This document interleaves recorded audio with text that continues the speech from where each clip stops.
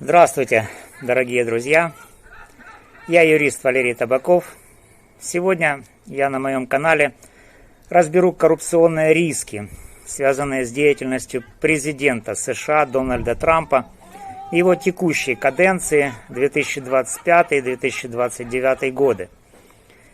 Главный фокус – сделка между США и Украиной по редкоземельным металлам, которая вызывает серьезные подозрения. Также мы затронем его криптовалютные проекты, семейные сделки и подарки от иностранных государств, уделяя внимание использованию тарифов, пошлин на импорт, как инструмента давления для личной выгоды. Я усилю эти подозрения, предложу конкретные шаги для расследования, чтобы понять, можно ли привлечь Трампа к ответственности сейчас или после 2029 года. Видео продлится около 20 минут, так что устраивайтесь поудобнее и давайте начинать. Для анализа мы опираемся на ключевые законы США, которые я кратко поясню. Emoluments Clause, статья 1, раздел 9 Конституции, запрещает президенту принимать подарки или выгоды от иностранных государств без согласия Конгресса, чтобы избежать иностранного влияния. Закон о коррупции за рубежом, FCPA, запрещает подкуп иностранных чиновников ради деловых преимуществ. Закон о подарках от иностранных государств ограничивает получение подарков дороже $480, если они не передаются в Национальный архив. Закон о лоббировании иностранных агентов, ФАРА, требует регистрации тех, кто работает на иностранное правительство.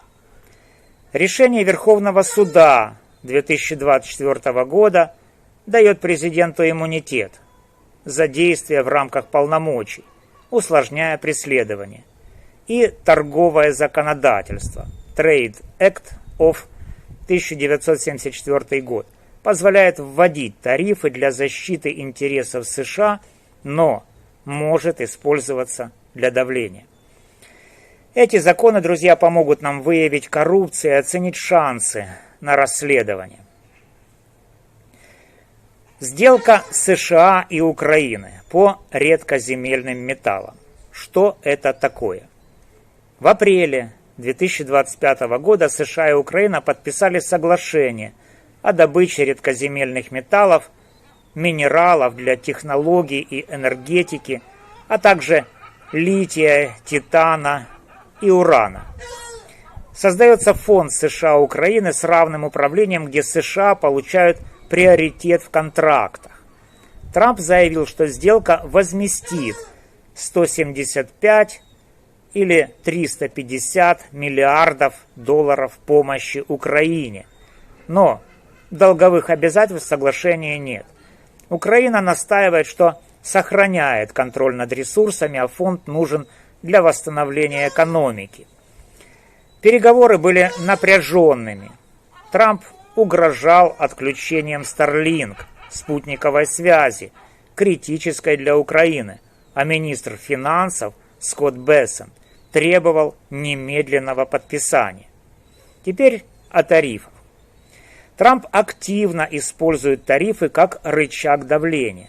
В 2018 году он ввел 25% тарифы на сталь и 10% на алюминий, затронув Украину. В 2025 году угрозы новых тарифов на украинский экспорт, сталь или зерно, могли вынудить Киев подписать сделку на условиях США. Угроза отключения Starlink дополнила давление, ведь эта система жизненно важна для Украины в условиях войны. Подозревается, что такие методы использовались, чтобы контракты достались компаниям, связанным с Трампом. Например, Техмет, поддерживаемой его сторонником Рональдом Лаудером. В 2019 году Трамп давил на Мексику и Канаду тарифами ради USMCA, и этот подход, похоже, повторился. Коррупционные риски и подозрения. Сделка вызывает серьезное подозрение. Emoluments clause. Контракты могли уйти компаниям Трампа, что было бы выгодой от Украины. Непрозрачность тендеров и роль Бессента усиливают сомнения. FCPA. Давление через тарифы и Starlink похоже на подкуп для выгодных условий. Отсутствие открытых тендеров подтверждает риск. Международные нормы. Сделка может быть эксплуатацией воюющей Украины. Канцлер Германии Олаф Шольц назвал ее эгоистичной. Завышенные оценки.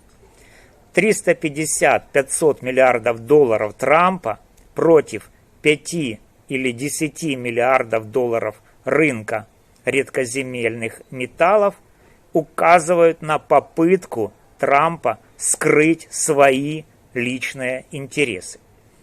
Теперь о шагах для расследования. Чтобы подтвердить коррупцию, нужно запросить текст соглашения и данные о контрактах через Freedom of Information Act, FOIA, закон, дающий доступ к госдокументам, проверить участие тех мед или других связанных с Трампом компаний. Анализировать финансовые потоки от Украины через офшоры, используя FinCEN, сеть по борьбе с финансовыми преступлениями США. Изучить угрозы тарифов на украинский экспорт в 2025 году через Минторг США. Поговорить с украинскими чиновниками, например, Юлией Свириденко, о давлении. Сотрудничать с ЕС для проверки сделки на соответствие нормам. Теперь о других коррупционных рисках в других проектах. Криптовалютные проекты. Трамп и его сыновья продвигают токен World Liberty Financial и мемкоин Dollar Trump, привлекая миллионы, включая 75 миллионов долларов от Джастина Сана из Гонконга. 56% владельцев – иностранцы, получающие доступ к Трампу через ужины. Угрозы тарифов на китайские товары могли стимулировать инвестиции. Приостановка дела Сана в СЭК и дерегуляция крипторынка вызывают серьезные вопросы. Каковы подозрения? Инвестиции иностранцев нарушают Emoluments Clause, так как это выгода за политическое влияние. Назначение лояльных в СЭК и распуск отдела по криптопреступлениям указывают на FCPA. Какие шаги можно предпринять? Запросить данные о транзакции через СЭК, проверить счета инвесторов через FinCEN, изучить изменения тарифов на китайский импорт, интервьюировать участников встреч с Трампом. Теперь следующее. Семейные сделки Trump Organization. Trump Organization заключает сделки во Вьетнаме, 1,5 миллиарда долларов, Омане, Индии и Сербии с участием госструктур. Дональд-младший встречался с Диляном Пиевски, фигурантом санкций. Джаред Кушнер использует фонд с 3,5 миллиарда долларов от Саудовской Аравии и Катара. Угрозы тарифов на индийскую сталь или вьетнамский текстиль могли обеспечить контракты. Каковы подозрения? Сделки с госструктурами нарушают Emoluments Clause. Встречи с Пиевски указывают на FCPA. Шаги для расследования. Запросить контракты через регуляторов в Омане или Индии, проверить финансы Кушнера через ФАТФ, группа по борьбе с отмыванием денег, изучить изменения тарифов в этих странах. Далее. Подарок самолета от Катара. Катар подарил Boeing 747-8 за 400 миллионов долларов. Формально он передан Пентагону, но с перспективой перехода в библиотеку Трампа. Сделку одобрила Пэм Бонди, ранее лоббировавшая Катар. Угрозы тарифов на катарский газ могли быть стимулом. Каковы подозрения? Подарок нарушает Emoluments Clause без согласия Конгресса. Роль Бонди указывает на нарушение ФАРа. Модернизация самолета за $1 миллиард из бюджета – нецелевое использование. Шаги для расследования. Запросить документы через FOIA, проверить связи Бонди через ФАРа, изучить бюджет Пентагона. Теперь о роли тарифов как инструмента коррупции. Тарифы – ключевой инструмент Трампа. В 2017-2021 годах он вводил 25% тарифы на сталь и до 25% на китайские товары. В 2025 году угрозы тарифов могли обеспечивать контракты, инвестиции и подарки. Это нарушает Emoluments Clause и FCPA, если служит личной выгоде. Шаги для расследования. Анализировать торговые данные через Минторг США, проверить связь тарифов со сделками и инвестициями, запросить переписку администрации через FOIA. Теперь о привлечении к ответственности. Каковы стратегии? До 2029 года импичмент невозможен из-за республиканского контроля. Расследования Конгресса блокируются.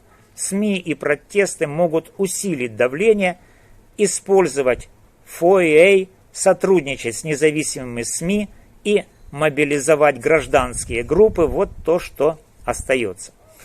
После 2029 года возможны иски по Emoluments Clause и расследования по FCPA.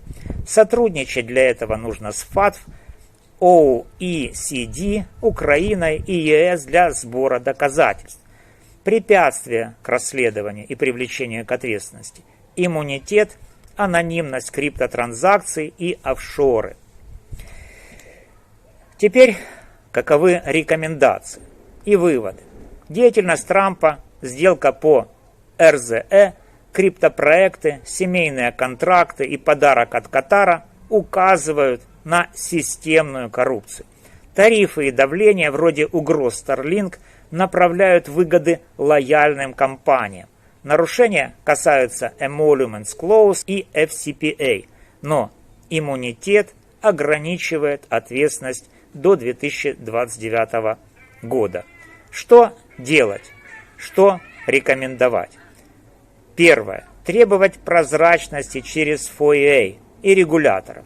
Поддерживать расследование СМИ и активистов. Это второе. Третье. Давить через ЕС для проверки сделки с Украиной. И четвертое. Мониторить тарифы и их связь с коррупцией. Друзья, спасибо за внимание. С вами был юрист Валерий Табаков. Пишите вопросы в комментариях, подписывайтесь и до встречи.